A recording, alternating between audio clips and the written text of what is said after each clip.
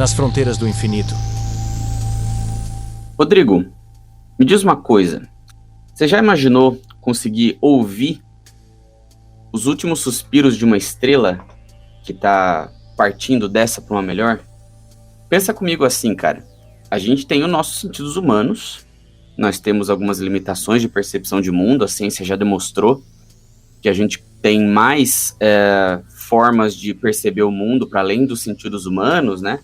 Mais manifestações do universo, além dos sentidos humanos.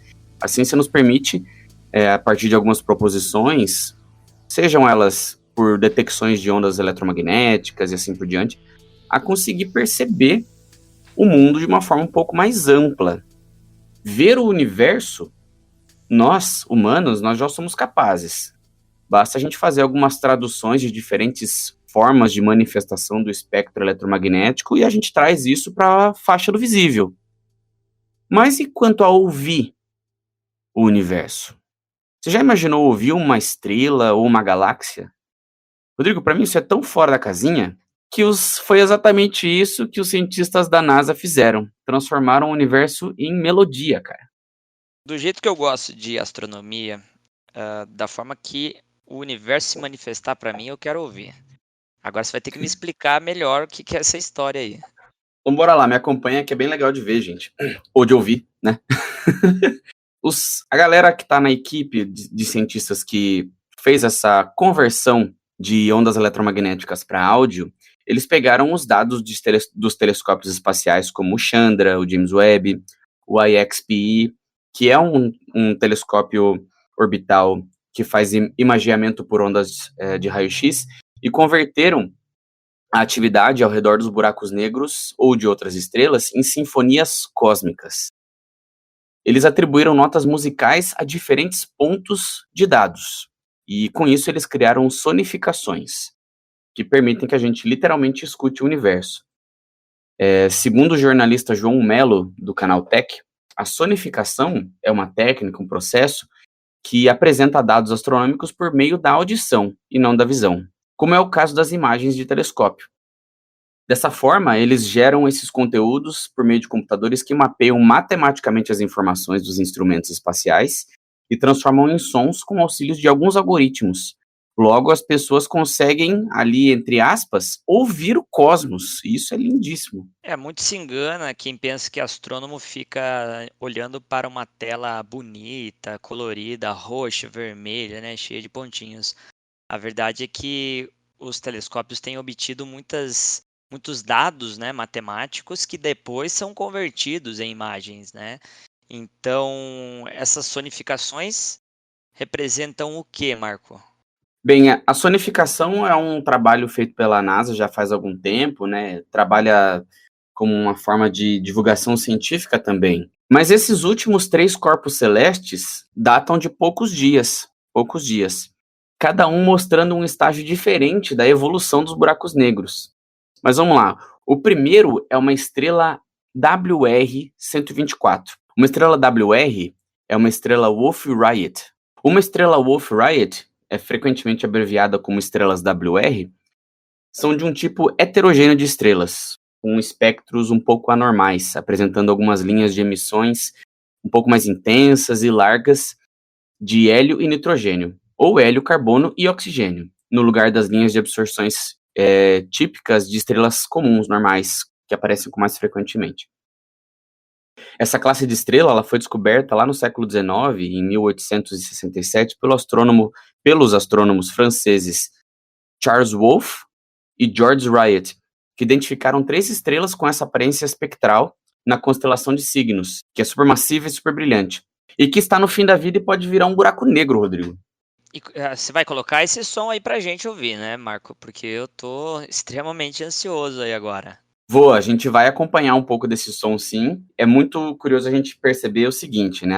A sonificação, Rodrigo, a gente vai ouvir elas, né? Vou colocar aqui pra gente se deliciar um pouco com esse som e pro ouvinte conseguir compreender do que se trata, mas ela passa como se você estivesse em uma caixinha de música, onde a foto é a manifestação de cada uma dessas tonalidades que a gente ouve. Então a sonificação ela começa com um som descendente, quase como um grito perto do núcleo da estrela.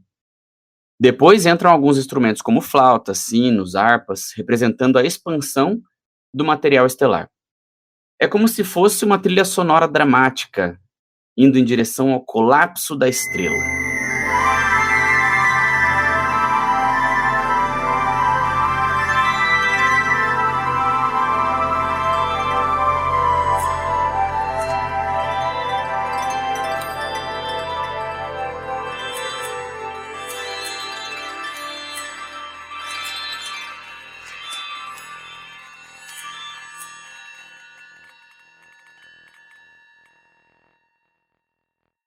Esse som que você acaba de ouvir é o da WR-124 citada anteriormente.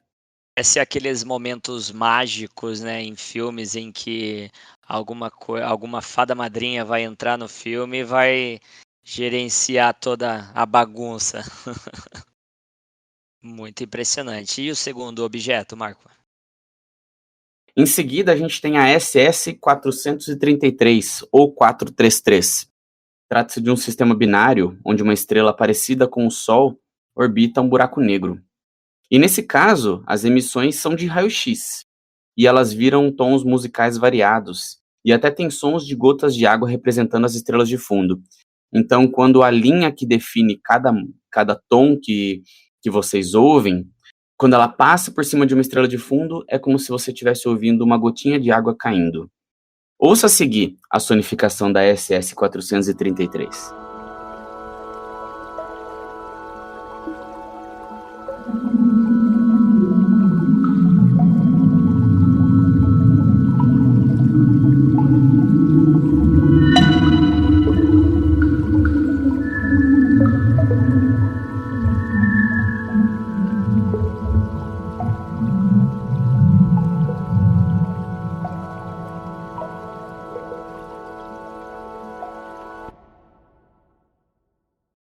Parece aquelas músicas para relaxar um pouquinho antes de dormir, né? Com um tom ali mais experimental, cheia de camadinhas, bem gostosinho de ouvir. E o bonito é que são imagens que elas são sintéticas, né? Elas são produzidas por computador através de algoritmos, mas elas partem de uma fonte que é uma fotografia do cosmos, né? Então tem um quê diferente nessas melodias, nessas produções sonoras, né? É muito bonito. E para fechar, vamos lá com chave de ouro, temos a Centaurus A, uma galáxia com um buraco negro supermassivo no seu centro e que lança um jato gigantesco de matéria. Nessa sonificação, os raios-x viram como sinos de vento e a luz visível se transforma em instrumentos de corda. Eu imagino que você conheça essa referência aí da Centaurus A, não é não, Rodrigo? Essa é em homenagem a gente, essa música deveria ser a nossa trilha sonora, hein, Marco?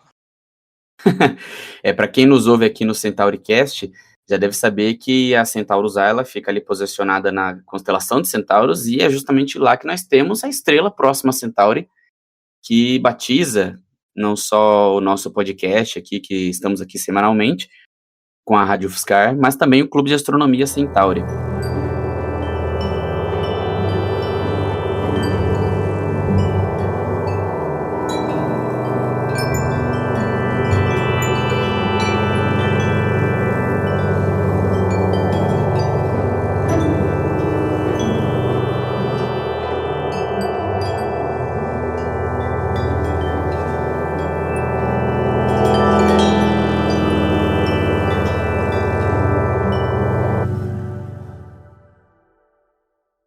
Esse último áudio que vocês acabaram de ouvir é o do buraco negro lá no centro, lá no interior, no meinho da Centaurus A, que, como eu disse antes, é uma galáxia que pode ser localizada na constelação de Centauros e que foi descoberta pelo astrônomo escocês James Dunlop, lá no começo do século XIX, em 1826, e ele fez essa descoberta direto da sua casa, lá na Austrália.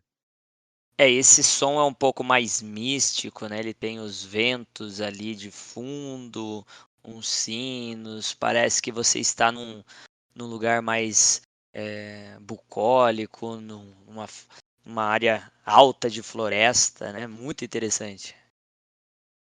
Pois é, Rodrigo, tudo muito bonito. Essas três últimas sonificações liberadas pela NASA.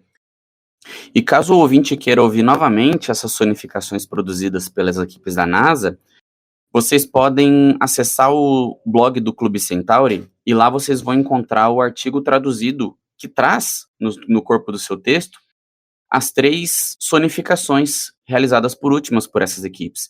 Sonificações, como a gente disse no começo desse bloco, são atividades comuns das equipes de divulgação científica da NASA. Então, se caso vocês forem buscar por essas três últimas sonificações, esses links não estarão listados no canal do YouTube. Mas fica aqui uma cortesia do Clube Centauri. Se vocês acessarem pelo nosso blog, vocês vão conseguir encontrar o link direto para essas três últimas sonificações produzidas e liberadas pela agência norte-americana.